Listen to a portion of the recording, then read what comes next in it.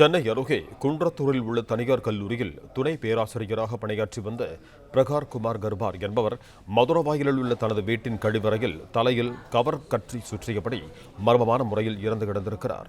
உடலை கைப்பற்றிய போலீசார் விசாரணை மேற்கொண்டிருக்கிறார்கள்.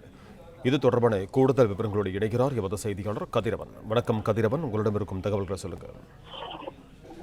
சென்னை மதுரவாயிலில் அடுக்குமாடி குடியிருப்பில் வசித்து வந்த துணை பேராசிரியர் ஒருவர் தலை மற்றும் முகத்துல இந்த பிளாஸ்டிக் கவரால் சுற்றப்பட்ட நிலையில அரை நிர்வாணமாக மர்மமான முறையில சடலமாக மீட்கப்பட்ட சம்பவம் பெரும் பரபரப்பை ஏற்படுத்தியிருக்கிறது.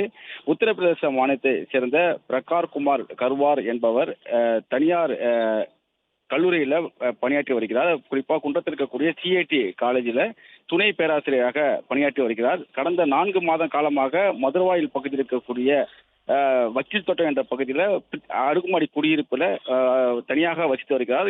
கடந்த 4 மாதமாக இங்கு வசித்து வருவதாக கூறப்படுகிறது. மெக்கானிக்கல் துறையில துணை பேராசிரியராக பணியாற்றி வருவதாகவும் கூறப்படுகிறது. நேற்று இரவு இவரது மனைவி உத்தரப்பிரதேசத்தில் இருந்து அவருக்கு தொடர்பு கொண்ட போது தொலைபேசியை நீண்ட நேரமாக எடுக்காத காரணத்தினால உடன் பணிபுரியும் சோனி என்பவருக்கு தகவல் தெரிவிக்கப்பட்டு அவர் மூலமாக மதுரவாயல் காவல் நிலையத்துக்கு தகவல் தெரிவிக்கப்பட்டதாக கூறப்படுகிறது.